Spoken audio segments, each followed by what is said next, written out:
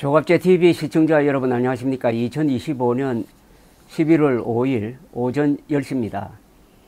내란 특검이 추경호 전 국민의힘 원내대표에 대해서 구속영장을 청구를 했습니다. 여기에 대해서 한동훈, 이준석 두 사람이 반대를 하고 있습니다. 비판을 하고 있습니다. 두 사람 다 작년 12.3 비상계엄 사태에 대해서 추경호 그리고 국민의힘 대부분과 입장을 달리한 사람입니다. 그러나 구속은 반대다 하는 논리를 펴고 있습니다.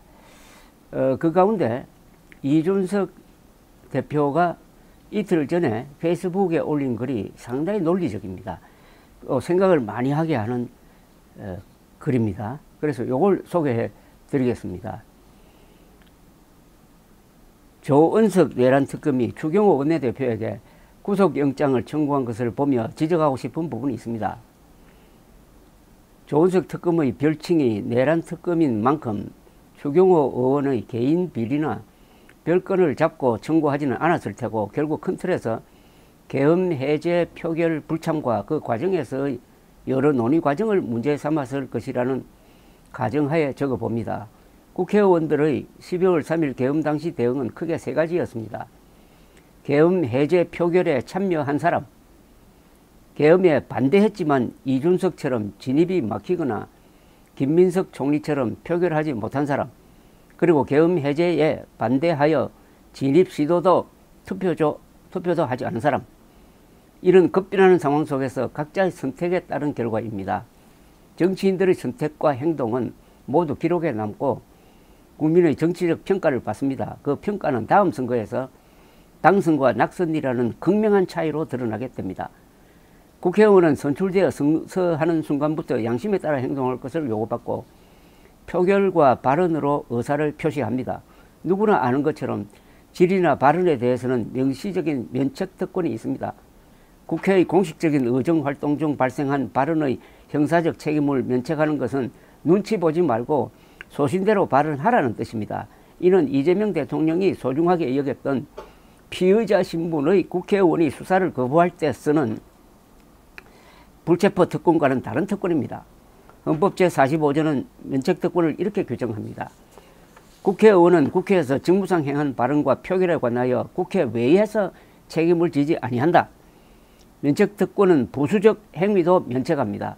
추경호 원내대표가 표결에 대해 누군가와 상의하거나 논의하는 행위 역시 국회의원 표결의 부수적 행위로서 면책 범위에 해당할 가능성이 높습니다. 과거 윤석열 검사와 그 행동대들이 특검을 통해 대통령과 행정가의 재량 행위 범위를 과도하게 축소해서 직권 남용으로 다 잡아넣기 시작하면서 전 관계의 누구도 리스크가 있는 창의적 행정을 하지 않는다는 푸념이 있습니다. 이재명 대통령이 대장동과 백현동, 성남FC 문제 등에서 형사적으로 방어하기 위해 주장하고 있는 내용은 아마 나는 몰랐다와 시장의 재량 범위다일 것입니다. 그래서 이재명 대통령이 배임죄 폐지에 목매고 있는 것입니다. 추경호 국회의원의 재량 범위는 축소하고 이재명 성남시장의 재량 범위는 늘리자는 이야기라면은 그것은 당연히 내로남불일 것입니다. 수술실에 CCTV를 넣어서 의료사고를 잡겠다는 선의는 예상과 달리 10%의 확률로 사람을 살릴 수 있는 수술까지 포기하는 자연스러운 보신주의를 낳습니다. 중국도 북한도 표면적으로는 우리의 의회에 대응하는 조직이 있습니다. 하지만 우리가 그런 조직을 의회로 받아들이지 않는 것은 그들이 소신과 양심에 따라 활동할 수 없기 때문입니다. 표결과 정치 행위에 정치적 책임 이상의 형사적 책임을 지우는 순간 그것은 정치가 아닙니다. 저는 윤석열이라는 암군에게 조력한 윤핵관과 호소인들의 정치적 몰락을 항상 외쳐왔고 기대합니다. 그날이 오면은 광화문 광장에서 막춤이라도 추겠습니다. 하지만 그것은 선거와 정치적 평가를 통해서 이루어져야 합니다. 국회의원의 표결과 그 부수적 행동을 비판하고 표로 심판하는 것을 넘어서 형사처벌의 대상으로 삼는 순간 우리는 또 다른 삼권 분립의 붕괴를 맛보게 될 것입니다. 여러분 어떻습니까? 생각을 하게 하는 글이라는 뜻이죠. 헌법 제45조 국회의원은 국회에서 직무상 행한 발언과 표결에 관하여 국회 외에서 책임을 지지 아니한다. 즉 12.3 계엄에 대한 국회 표결을 방해했다는 혐의로 추경호 당시 국민의힘 원내대표를 형사처벌하는 것은 헌법 제45조에 위반된다는 뜻으로 요약하겠습니다.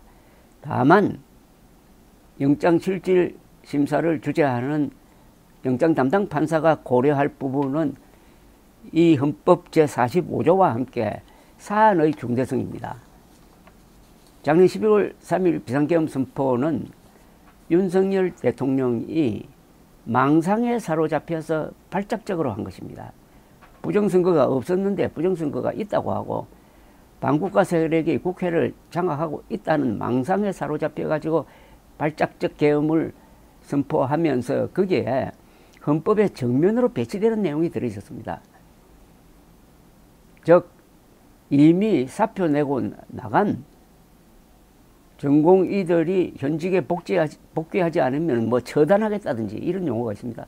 그리고 국회와 선관위에 군대를 투입한 것은 우리 역사상 윤석열 당시 대통령이 처음이었습니다. 이런 중대 사안에 직면해가지고 한동훈 당시 대표는 즉각 아주 거의 막 분단위로 메시지를 냈습니다. 이건 불법이다. 국민과 함께 맞겠다. 공무원들은 계엄령에 복종하지 않아도 된다. 뭐 이런 식의. 그런데 다른 국민의힘 의원들, 특히 추경호 원내대표는 한동훈 당시 대표의 즉각적인 판단과 배치되는 행동을 했습니다. 이 부분에 대해서 헌법 제45조의 면책특권이 있음에도 불구하고 이런 사안의 중대성에 더 중점을 두고 판단을 한다면 구속 가능성도 배제할 수 없습니다. 그래서 구속이 되든지 안 되든지 이 사안은 여러 파장을 일으킬 것이라고 생각합니다. 국회의원 면책특권이 만들어진 배경은 영국입니다. 영국에서는 1215년 마그나카르타 대헌장에 의해서 왕과 귀족들 사이에 권력 행사에 대한 어떤 제한이 있었습니다. 즉 자유민을 구속하기 전에는 반드시 적법 절차를 거쳐야 된다. 일종의 구속영장 제도를 두었습니다. 그리고 귀족들, 자유인들에게 세금을 물릴 때는 귀족회의의 동의를 받아야 된다. 이 귀족회의가 나중에 국회로 바뀝니다. 그 뒤에 수백 년 동안 이 왕과 의회 사이의 격돌이 있었습니다. 왕은 국회의원들을 단속하려고 그러고 국회는 특히 국회의원들은 똘똘 뭉쳐가지고 왕에 대응하고 하는 이 과정 속에서 피도 많이 흘렸습니다. 그러면서 만들어진 것이 국회의원의 경우에는 발언과 표결과 관련해가지고 형사처벌을 받지 않는다는 이 면책특권이었습니다. 이 면책특권을 만들어내는 역사적 맥락에서 많은 사람들의 희생이 있었습니다. 그러니까 이 면책특권은 민주주의를 지키기 위해서 매우 소중한 조항이라는 것을 알 수가 있습니다. 판사가 이런 것까지 고려해가지고 역사적 어떤 결정, 구속이냐 아니면 기각이냐의 결정을 내리게 될 것입니다. 그 이후에 다시 논란이 이어질 것입니다. 감사합니다.